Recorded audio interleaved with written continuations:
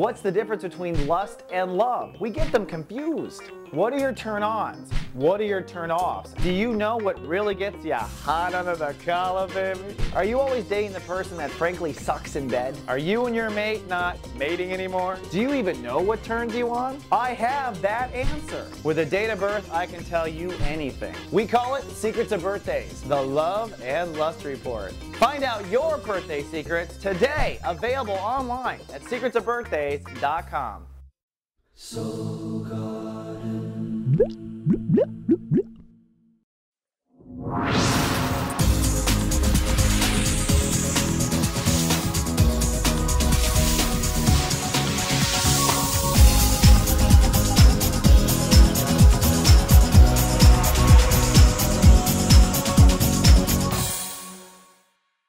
Namaste and welcome to Soul Horoscopes Orbits Edition. From my webcam to yours, I'm Christopher Rayman Witecki, your soul biographer, here to help you put together the planets and build your life story on the Earth plane.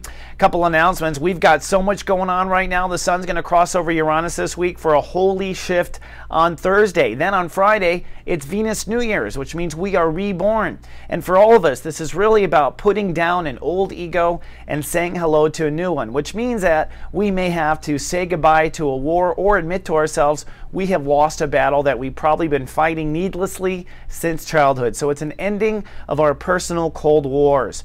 Now, I do want to remind you that I have a class this Saturday and the following Saturday called Jumpstart the Heart for $33.95 on webcam, limited edition. Me and 6 students will dive into a few issues and get you back on the heart path, back on finding love, back on finding creativity. It's unique to be able to work with me one-on-one, so give it a try. That's at soulmart.me if you'd like to know.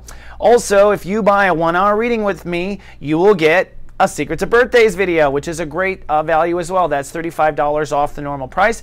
This is a video that's going to help you with love, help you connect to your heart, and it's a way of kind of learning in private at home. So all of this is available at soulmart.me.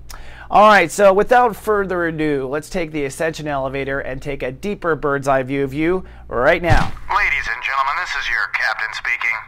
Tonight we have 2 choices for your in-flight meals.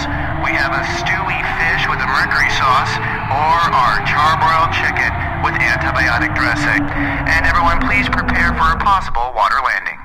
Hello and welcome up to 33,000 feet to my social architects of the universe, that is the Aquarians.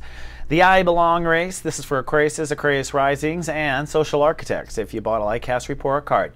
And Social Architect is pretty much what it is for the Aquarians, and the reason why you are an architect is because you demand to be who you are, and everyone else is forced to go around you.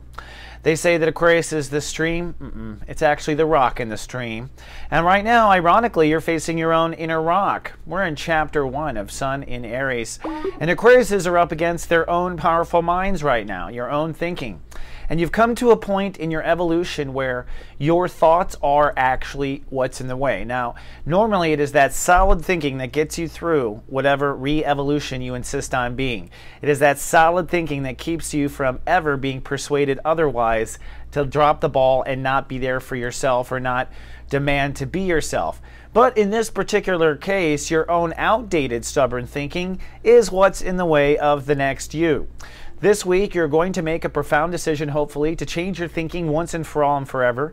And it doesn't matter how old you are, because of where Uranus is for the first time in Aries, this will be the only time in this life to make this kind of change. And then we're going to move into comparison by the end of the week. Now, there's lots of planets here, including your home planet, Uranus. The sun will cross Uranus, and in a way, it's like a cosmic holiday for Aquarians. It's Holy Shift Day. So on Holy Shift Day, you're going to shift, and then the sun will conjunct Venus for Venus New Year's, which is an immediate rebirth of new thinking. Mars is up there, probably creating a bit of anxiety for the Aquas right now in your thinking. Now, ironically, the planet of thinking is one sign behind in Pisces. So although you are updating the way you think, what you can't help but think about is soul capital, money, self-confidence, abundance. So your mind is going to heal when it comes to self-confidence and abundance this week, but it's going to probably heal because you changed the way you think, not because anything actually changes with your soul capital. Pluto is pushing ahead, so when it comes to interfaith, you are in brand new territory. You have no experience on Earth in any lifetime that will help you with this one. All right? That's what Pluto means. So this is brand new. So when it comes to interfaith, you want to love yourself and you want to trust and love the world. That's the best way to go about it. And Saturn retrograde says that there's no new lessons in Scorpio. However, at the same time, you must hold space for where you've been. What I'm talking about is career legacy changes. So when it comes to changing your career, you are on hold, no new changes, but you have to hold back and make sure that you don't slip into the past. And now, for my favorite part of the show, where we see that what is above is also below, the outer space part. And of course, I like to start with Sunday. Showers, chance of storms on Sunday. Uranus, your home planet, rules the day, but this might mean a breakdown in your thinking or a breakdown in communication with someone in particular. If you are playing this whole transit fighting with someone on Earth, you have to take a step back and realize this is about how you think, not who you're fighting with. So be conscientious of that. The moon in Virgo does put emotional focus on your trust and intimacy issues, so this is a double whammy for you. You are certainly overly vulnerable on top of a vulnerable day. There's no question about it. So be careful, be nice, and love yourself on Sunday. On Monday, it's sunny but private. The moon moves off of all that hard vibration, but it does oppose the work you have done with soul capital. So Monday's a real day of back and forth between where you draw the line and how valuable you are, etc., and kind of finding balance with that. We are in step 5, which is I think, so you'll probably have a breakthrough in understanding how your own thinking or attitude or premise might be what's in the way. Perhaps you are refusing to let go of an intellectual fight.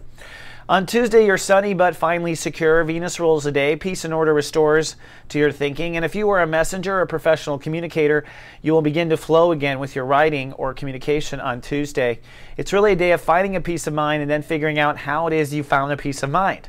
Because that's what you want to live in all day long, is that peace of mind every day. Hold on and enjoy it, because on Wednesday, cloudy chance of pissy. That's not because of anything you're doing wrong. That's because the moon now is full in Libra, pulling very powerfully on your attitude with belief. So I'm imagining because of the day, there's going to be a day where you should all over yourself. I should be this, I should be that, it should be this, it should be that. And your emotions are shooting all over you.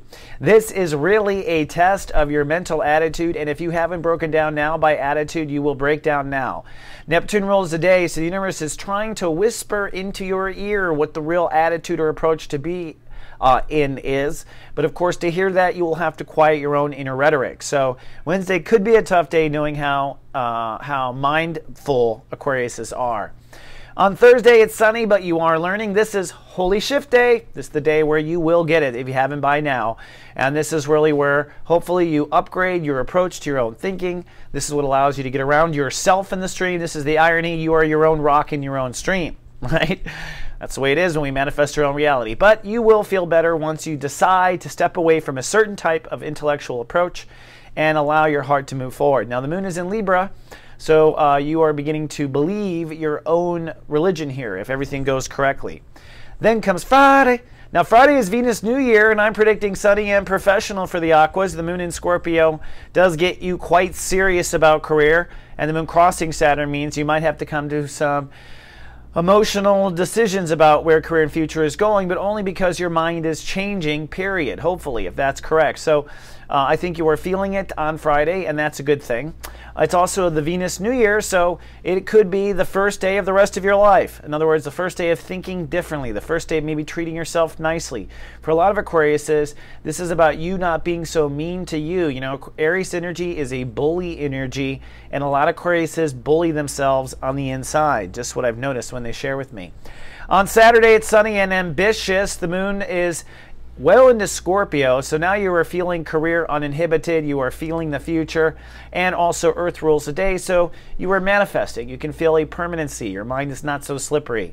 What you be on Saturday is what comes over the next 10 days, so love and trust, and keep that attitude where it should be, huh? Then on Sunday, it's sunny and social. The moon moves into Sagittarius, shifting your feelings and passion towards friends and where you feel like you belong. Also, Chiron ruling the day makes you really synergistic with conversation. So any conversation you have with anyone on Sunday, even yourself, will probably be one that leads to healing, and you'll be observing yourself as you think and talk, which is good. You're now moving into the comparison, which is chapter 2, which is next week. The next week in Aries is about beta testing this new view and this new way of thinking. All right, let's fly home.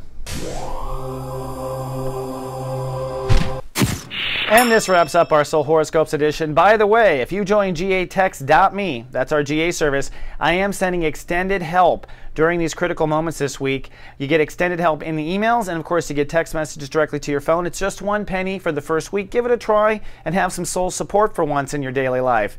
Also, I want to remind you that we are kind of reorganizing at soulgarden.me. Our guided hangouts will be back in a week or so. I will also be back in guided hangouts. I'll be sure to let you know. Until next time, remember I love you, and live, love, be.